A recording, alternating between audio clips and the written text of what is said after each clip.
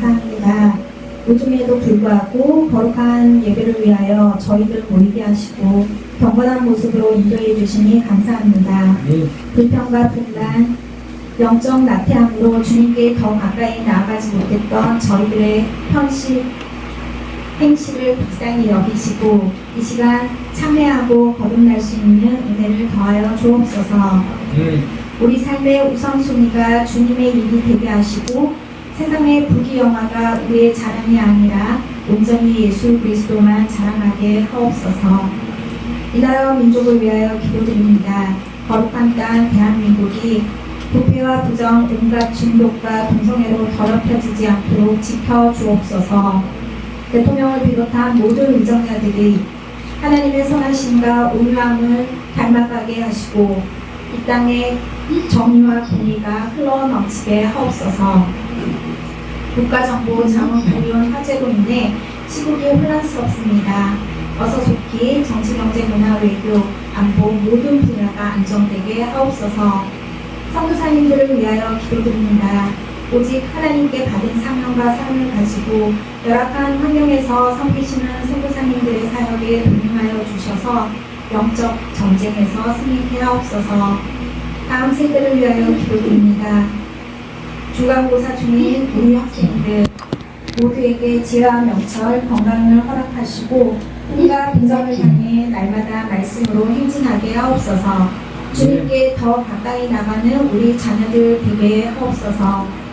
지금 드리는 저희의 예배가 인생의 터닝 포인트가 될 수 있도록 성령님 이 시간 임재하여 주옵소서. 성도들에게 귀한 영의 양식으로 말씀 주시는 이영철 담임 목사님께 성령의 두루마리 입혀주시고 권능을 더하여 주시옵소서. 사모님과 자녀들 건강과 모든 사역에 평강을 허락하여 주시옵소서. 오늘 말씀 생각대로 되지 않을 때도 순종해야 합니다라는 제아의 말씀으로 말씀 전하실 때 우리 모두가 순종해서 받는 복이 각 가정마다 흘러넘치도록 은혜 베푸시옵소서. 명절을 앞두고 어수선한 저희들의 마음을 성령님 이끌어 주시고 항상 거룩과 경건한 예배의 자리를 기억해 하옵소서.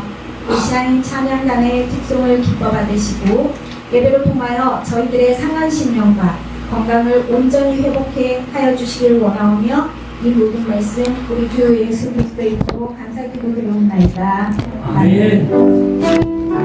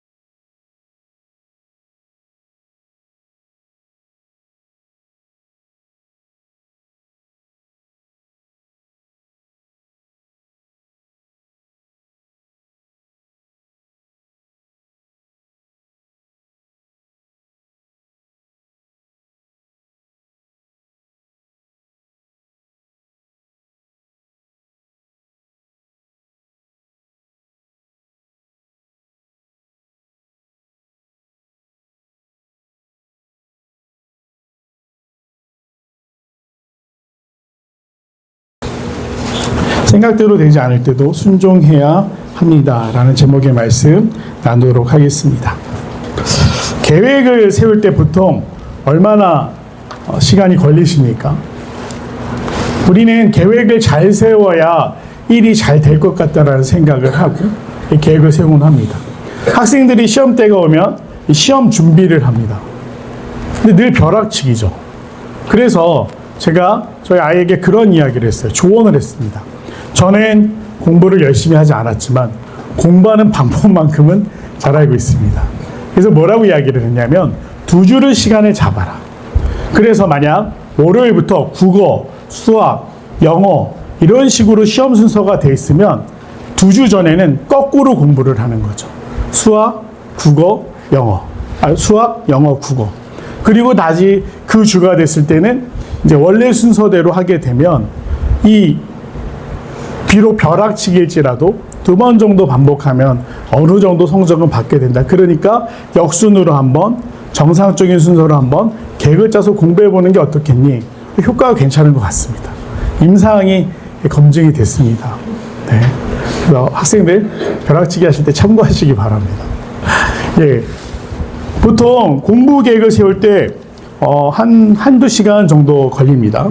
그리고 하루 스케줄을 정리할 때 적게는 10분에서 30분 정도 걸릴 것입니다. 그리고 사업 계획을 할 때는 얼마나 걸릴까요? 사업의 범위와 규모에 따라 다르겠지만 보통 몇 주에서 한 몇 달 정도. 긴 사업 같은 경우는 근데 1년을 넘기는 경우는 없고요. 계획을 할 때 한 몇 달 정도 걸린다고 합니다. 집 한 채를 지을 때는 어느 정도 걸리는지 아십니까? 평면도, 인면도, 실시 설계 등의 여러 단계를 거치면서 설계 계획에만 3, 4개월 정도가 걸린다고 합니다. 그렇게 오랜 시간 땀을 들여서 계획을 잘 실행할 수 있도록 세웠습니다. 그런데 문제는 인생의 모든 일들이 계획대로 되지 않는다라는 겁니다. 다음 주 스케줄을 열심히 빼곡히 짜놨는데 또 곧 연휴가 오는데 연휴가 너무 길어요. 연휴가 길면 누가 좋아하느냐? 대부분의 사람들은 좋아하지만 교회는 힘들어합니다. 연휴가 길면요, 이 새벽 기도도 다 해야 되나, 공예배 다 해야 되나 이런 내부의 고민이 있어요. 왜냐? 신앙이라는 건 수영이랑 비슷합니다. 느슨해지면 가라앉게 돼 있어요. 열심히 물장구 치고 앞으로 나아가려고 힘들지만 그 수영 해로질이라고 하나요? 수영을 하게 되면 몸이 뜨지만 물장구를 멈추는 순간 어떻게 되죠? 천천히 가라앉습니다. 그러니 연휴가 길면 연휴 뒤에 그 신앙의 어떤 열심을 또 내 마음을 다잡는데 시간이 배로 걸립니다. 그래서 지금 연휴 계획을 꼼꼼하게 짜시는 분들이 계실 수 있습니다. 여행을 가거나 가족을 만나거나 친지를 만나거나 그런 계획을 짰습니다. 네, 이 계획대로 될 줄 아는데 이 핸드폰 죄송합니다. 그 계획대로 될 줄로 그 계획대로 될 줄로 아는데 근데 만약 가족 중에 한 명이 감기에 걸린다든지 또 아프다든지 코로나가 다시 유행하고 있다는데 코로나에 걸린다든지 그럼 그 계획대로 할 수 있을까요? 연휴가 이렇게 길었던 적이 한 번 있었습니다. 2013년인가 14년 추석 때 그때 연휴도 거의 2주에 가까웠어요. 뭐가 그렇게 겹쳤는지는 모르겠지만 굉장히 긴 연휴였습니다. 전에 한번 말씀드린 적이 있을 텐데 그때 제가 섬기던 교회에서 목사님이 큰 결심을 하셨어요. 모든 목사 전도사 가정들은 필리핀에 가봅시다. 그래서 저는 돈도 대주시는 줄 알았는데 돈은 안 대주셨어요. 그래가지고 그때 둘째가 한 3살이었나? 네. 같이 여권 사진을 찍고 여권을 만들고 들뜬 마음에 여행을 준비했는데 저희 둘째가 눈병이 걸렸습니다. 근데 적당히 걸린 게 아니라 양쪽 눈이 빨개질 정도로 눈병이 걸렸는데 그걸 자기 오빠한테 옮겼어요. 네, 그 오빠는 엄마한테 옮겼습니다. 그 엄마는 저한테 옮겼습니다. 온 가족이 무슨 좀비가 된 사람들처럼 눈이 다 빨간 거예요. 저는 눈에서 허물이 벗겨진다는 걸 처음 느꼈습니다.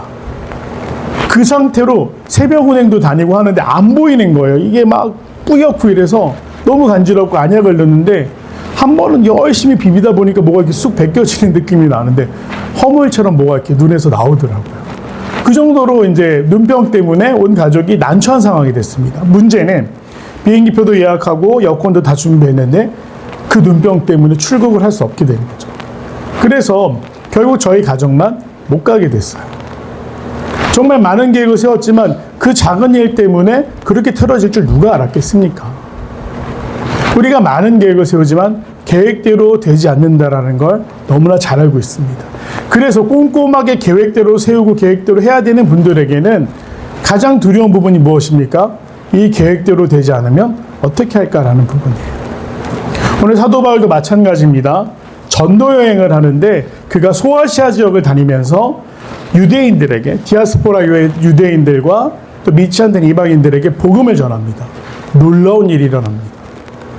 유대인들보다도 이방인들이 예수 그리스도에 대한 복음을 듣고 궁금해하고 믿기 시작했습니다.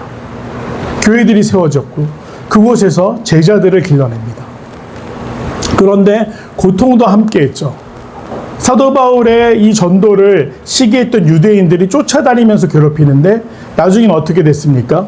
돌에 맞아서 죽은 줄 알고 내다 버렸습니다. 그게 1차 전도 여행 때 겪었던 일입니다. 예수님에 대한 감동이 있었고 복음을 전하기에 해외로 나섰고 그런데 그곳에서 시기와 질투로 인해 죽을 뻔했더라. 너무나 고생을 했습니다. 어느 정도였느냐? 전도 여행을 떠나는데 그 멤버가 바나바라는 지도자 그리고 바울, 마가라는 청년이 있었습니다. 근데 이 마가라는 청년이 너무 힘들어서 중간에 집으로 돌아가 버립니다. 성경에는 이 마가가 바나바의 생질이라고 표현되어 있습니다. 조카라고 되어 있는데 사실 헬라어는 cousin, 사촌에 가까워요. 나이 터울이 좀 나는 사촌이었던 이 마가가 힘들어서 집으로 돌아갈 정도로 고통스러운 여정이었습니다. 굶고 고생하고 또 들짐승과 강도들의 위협 가운데 그 여정을 이어가던 그 힘든 1차 전도여행을 잘 마쳤습니다. 그런데 하나님이 또다시 그 마음에 열정을 주시는 거예요. 보통 엄청난 성과를 이루거나 뭔가를 하게 되면 거기에 안주하게 되어 있습니다. 하지만 사도 바울은 안주하지 않았어요. 더 큰 계획을 세웁니다. 소아시아 이 해안가에 있었던 도시들 중심으로 이 전도를 했던 사도 바울은 이 터키라는 지역을 보면 밑으로는 에게에서 지중해로 이어지고요. 위로는 흑해라는 곳이 있습니다. 흑해 쪽으로 더 깊은 곳으로 나아가서 사역을 하려고 도전했습니다. 그래서 계획을 짜고 사람을 모으는데 여기서부터가 계획대로 되지 않습니다. 바나바는 사실 사도 바울에게 어떤 존재였는가? 선생님입니다. 사도 바울이 사울이었던 시절에 유대인들을 도와서 그리스도인들을 핍박하고 잡아서 죽이고 또 옥에 가두던 그 시절에 그가 회심을 통해서 하나님 앞으로 나왔을 때 그 사도 바울 다 싫어했습니다. 저 사람 첩자 아니야? 또 언젠가 우리를 잡아가게 될지도 몰라 라는 두려움 가운데 그를 양육했다고 나서고 그를 가르치면서 예수 그리스도에 대해서 완전히 가르쳐 주신 게 누구였냐? 바나바였어요. 바나바는 평판도 좋은 사람이었습니다. 많은 사람들에게 착한 사람이라고 칭찬받는 분이었어요. 그러니 고집세고 또 그 낮은 자존감으로 인해 자존심만 높았던 사도 바울을 끝까지 품고 가르칠 수 있는 좋은 성품의 사람이었습니다. 그런데 문제는 이 마가라는 청년이 아까 바나바와 친척 관계라고 말씀드렸죠. 우리 마가를 다시 한번 데리고 기회를 줍시다 라고 이야기를 하는데요. 사도 바울은 뭐라고 얘기하는지 아십니까? 반칼에 자릅니다.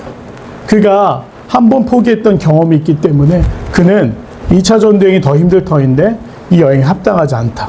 못 데리고 가겠습니다 라고 이야기를 해요. 보통 스승이 그 정도로 이야기하면 들을 만도 하지 않습니까? 이 마가라는 사람이 정말 신앙이 없었던 사람일까요? 마가는 마가복음의 저자입니다. 신약 성경 복음서의 원형이 되고 복음서 중에 가장 최초로 쓰여진 게 마가복음입니다. 그리고 그 어머니는 어떤 역할을 합니까? 초대교회 오순절 성령감리 사건이 마가의 다락방에서 발생하지 않았습니까? 교회에 많은 공헌을 했던 집안이에요. 기회를 줄 만도 했는데 사도 바울은 용납하지 않습니다. 어떻게 보면 바울이 단호해 보일지 모르겠지만 또 기회를 왜 더 이상 주지 않았느냐에 대해서는 여러 가지 비판받을 수 있는 부분들이 있겠지만 그 일로 인해서 바울과 바나바가 갈라서게 됩니다. 이것이 첫 번째 계획의 실패였죠. 팀을 꾸려야 되는데 팀이 정상적으로 꾸려지지 않았습니다. 그러고 나니까 이 바울은 또 다른 동역자들, 함께 이 여정을 이어갈 사람들을 구해야 됐어요. 그래서 오늘 16장 앞절을 보면 디모데를 선택합니다. 이 디모데는 1차 전도 여행 중에 회심했던 것으로 알려져 있는 인물이에요. 우리 외조모였던 로이스와 어머니 유니게가 믿음이 좋았을 것이라고 말하지만 사실 거기에는 의견이 많습니다. 왜냐하면 유니게가 누구랑 결혼했느냐? 믿지 않았던 그리스인 남편 헬라인과 결혼했기 때문입니다. 그리고 유대인들은 목의 전승, 어머니가 유대인이면 그 자식도 유대인으로 여긴다라고 하지만 디모데는 장성하기까지 할례도 받지 않았습니다. 이것은 무엇을 의미하는가 하면 오늘날 교포들과 마찬가지입니다. 해외에 있는 교포들이 2대, 3대가 되면 한국인으로서의 정체성은 거의 없습니다. 미국 유머를 보면 가끔 이런 장면이 나옵니다. 아시아 여자가 조깅하고 있었습니다. 그랬더니 미국인 남자가 같이 조깅하다 하이 영어로 인사를 합니다. 그리고 이 사람이 이렇게 질문해요. 남자와 여자에게 Where are you come from? 여자가 거기서 기분이 나빴어요. 그 질문은 무슨 의미죠? 너 어느 나라에서 왔습니다. 근데 이 여자가 나 LA에서 왔어 이런 이야기를 합니다. 아니 그거 말고 너는 어디서 왔냐고 다시 묻습니다. 이 여자가 LA에 있는 무슨 시에서 왔어 라고 이야기를 합니다. 너 영어 되게 잘한다. 이 사람 편견 속에 뭐가 있는 거죠? 인종이 다르니까 이 여자는 이민 왔거나 외국인으로 여기고 있는 거예요. 그런데 외국에서 태어난 한국인들 2세, 3세들은 좀 그 자기들끼리 그렇게 부른대. 바나나. 겉모습은 동양인처럼 이 노란 피부에 빗대 말하는 건데 그렇지만 속은 미국인의 정체성을 가지고 있는 거죠. 그런 것처럼 해외에 살던 유대인들도 마찬가지였습니다. 유대인으로서의 모습은 희미하게 남아있지만 그들의 정체성은 헬라인이나 소아시아 지역의 사람들과 별반 다를 바가 없었죠.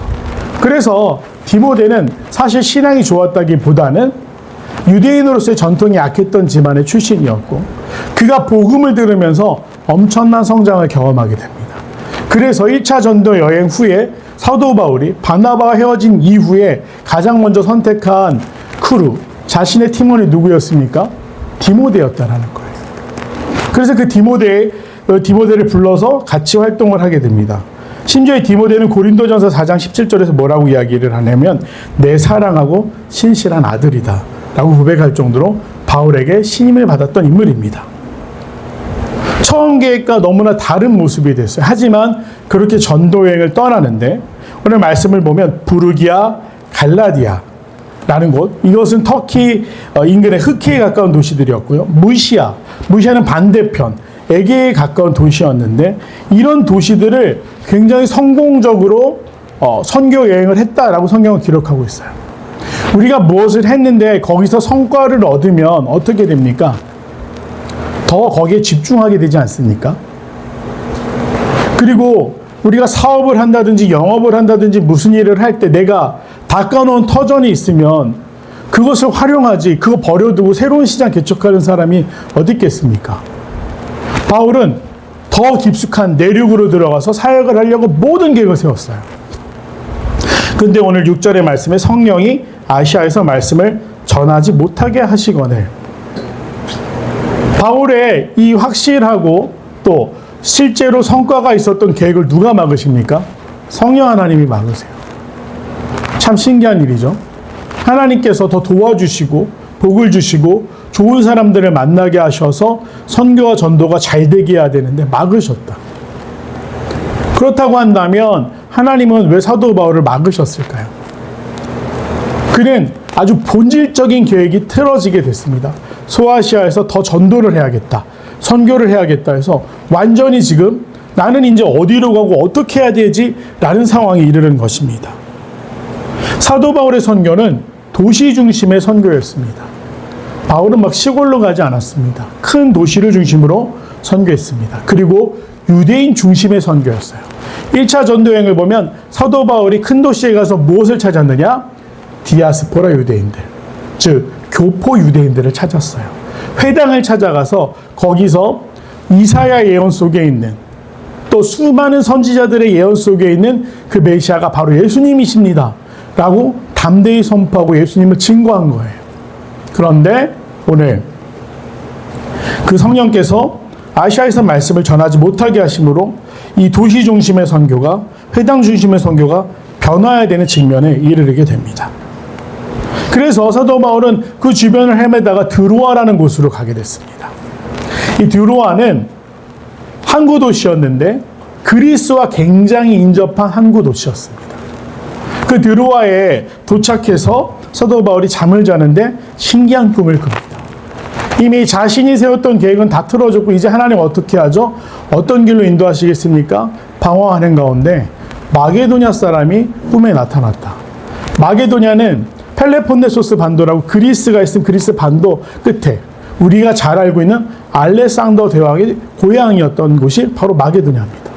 그리스 복식을 하고 모양새가 다른, 소아시아의 터키 사람들은 중동 사람에 가깝다고 한다면 그리스 사람들은 유럽인 아니겠습니까?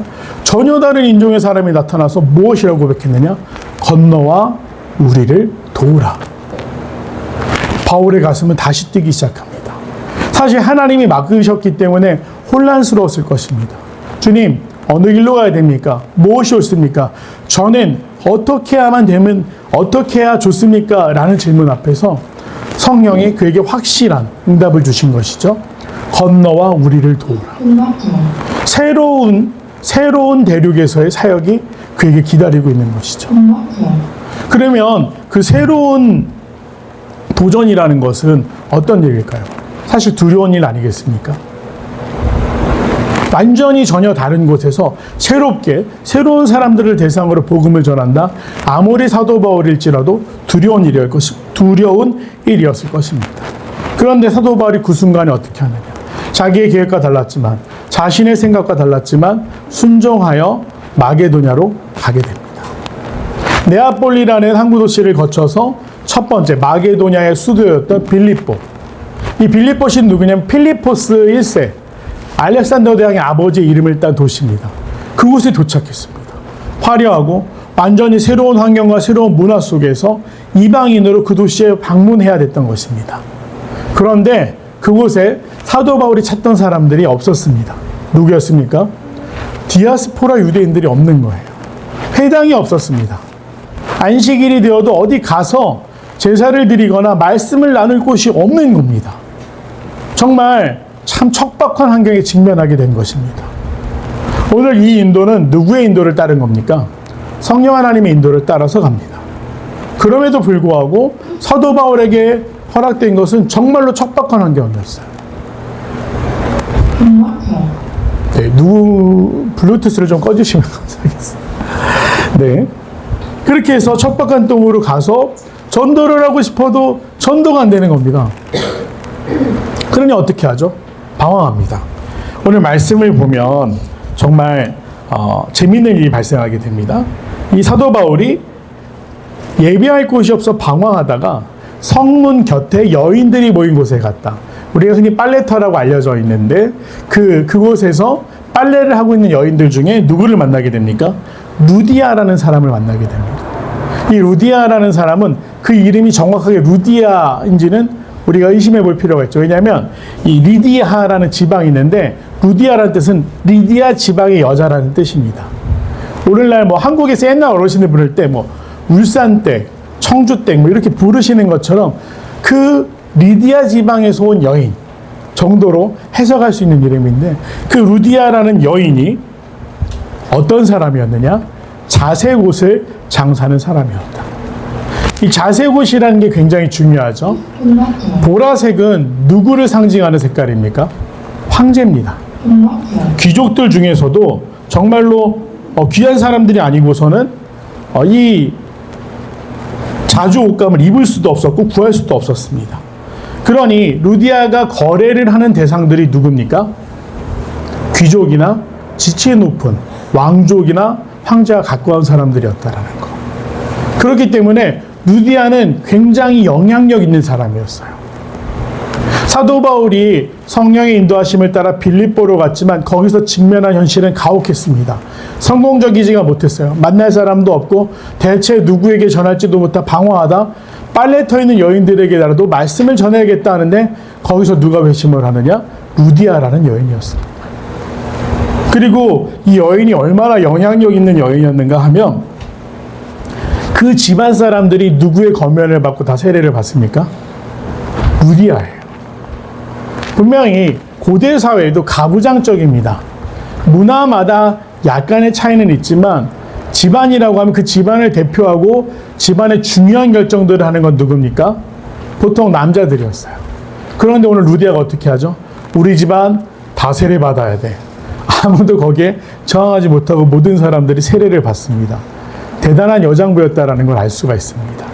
성경의 성격에 대해서 성품에 대해서 기록하고 있지는 않지만 이 상황을 볼 때 자기 집안을 일으켜서 그 집안의 가장 중요한 결정을 할 수 있는 힘 있는 사람이었다는 걸 알 수가 있습니다. 그리고 이 여인이 어떻게 합니까? 바울에게 강권하여 자기 집에 유숙하게 했다. 그를 물질적으로 도울 수 있는 후원이 가능했기 때문에 이제 우리 집에서 머무시면서 이 빌립보 지역의 사역을 하시면 되겠습니다. 라고 바울을 도왔다라는 겁니다. 만약 바울이 빌립보를 향하지 않았다라고 한다면 그리스 지역에 고린도라든지 그 그리스도에 있었던 교회들이 세워질 수 있었을까요? 없었습니다. 빌립보 교회는 어떤 교회가 됩니까? 나중에 예루살렘 교회를 도울 수 있고 사도 바울의 가장 강력한 지지를 보내는 교회가 바로 이 빌립보에 세워지게 됩니다. 심지어 사도 바울이 이탈리아 로마에 있는 감옥에 갇혀 있을 때도 이 빌립보 교회는 에바브로디도라는 청년을 보내서 동역하게 했습니다. 그 시작이 무엇입니까? 계획과 달랐지만 하나님의 뜻에 순종했을 때 또 하나의 강력한 교회가 그곳에 세워졌다. 그것이 오늘 빌립보 교회의 시작을 알리는 하나님의 계획이었다라는 겁니다. 내 생각과 다를 때 하나님께 순종하는 일 정말로 어렵습니다. 우리는 사실은 바라는 것이 있어 하나님 앞에 기도할 때가 많습니다. 이대로 되는 것이 가장 좋습니다라고 하나님 앞에 나아갈 때가 많습니다. 그러나 하나님은 더 큰 일을 이루시기 위해서 때로는 우리가 정말 이해할 수 없고 또 순종하기 어려운 상황들을 우리에게 보내주시기도 합니다. 그 앞에서 우리가 하나님 앞에 순종할 수 있는 하나님의 계획을 신뢰할 수 있는 그 명분과 근거가 어디 있는가? 바로 말씀 속 오늘 사도 바울이 직면한 상황이었다라는 거죠. 굉장히 똑똑했고 계획적이었고 계획한 것들은 어떻게든 실천해내는 그래서 스승과 싸우는 것도 두려워하지 않았던 이 사도 바울은 하나님의 명령 앞에서는 자신의 뜻을 내려놓을 수밖에 없었습니다. 그러나 그 뜻을 내려놓았을 때 하나님이 일하기 시작하시죠. 계획대로 되지 않는다라고 두려워하지 마십시오. 또 지금 내 계획이 잘못된 것 같을지라도 실패한 것 같다라는 생각이 드실지라도 두려워하실 필요가 없습니다. 우리 인생의 시간은 길고 하나님의 계획은 더 치밀하고 확실하시기 때문에 우리가 하나님을 온전히 신뢰할 때 하나님이 이루시기 원하는 뜻을 바라며 기다릴 때 하나님이 그 인도하시는 자리에 우리가 만나게 될 또 다른 루디아가 기다리고 있을 줄로 믿습니다. 바라기는 내 계획이 아니라 하나님의 계획을 성취하는 성도, 그 하나님의 계획 가운데 하나님의 영광도 함께 누릴 수 있는 그러한 성도들이 되실 수 있는 귀한 더 필그림교회 성도들이 되시기를 간절히 소망합니다. 또 축복하기는 지금 이 자리에 많이 비어있는데 호환 마마보다 무서운 게 중간고사 기말고사인데요. 우리 자녀들도 하나님의 계획 가운데 우리가 다 정해놓고 이 아이들이 그렇게 되었으면 좋겠다 바라는 게 아니라 하나님께서 이 아이들을 얼마나 복된 인생으로 이끌어 가시고 사용하실지 기대하시면서 축복하시면서 기도하시면서 하나님의 계획을 성취하는 자녀들로 길러내실 수 있는 귀한 믿음의 가정들 되길 간절히 소망합니다. 기도하겠습니다. 사랑하는 아버지 하나님, 오늘 사도 바울이 하나님의 말씀 앞에 온전히 순종했던 것과 같이 주여 우리의 계획과 다를지라도 내 생각과 다를지라도 우리가 온전히 하나님 앞에 순종하여 하나님의 계획을 성취할 수 있는 믿음의 사람들이 되기를 간절히 소망하오니 오늘 더 필그림교회 귀한 성도들과 귀한 예배자들과 함께하여 주셔서 하나님의 뜻을 성취해 나가는 정말 능력의 자녀들 될 수 있도록 저 인도하시고 붙들어 주시옵소서. 연약해지는 순간마다 우리에게 힘주실 줄로 믿사오니 성령과 동행하게 하여 주시옵소서. 감사드리오며 사랑하는 예수님의 이름으로 간절히 기도드립니다. 아멘. 이제는 하나님의 놀라운 계획 앞에 순종하며 따르기로 결단하는 귀한 성도들에게 우리 주 예수 그리스도의 놀라운 은혜와 아버지 하나님의 크신 사랑과 오늘 우리 능력이 되어 주시사 감당할 수 있도록 인도하고 붙들어 주시는 성령의 내주 역사하심이 주님 앞에 나와 순종하며 나가는 성도들의 삶 가운데 영원토록 함께 하시기를 축원하옵나이다. 아멘.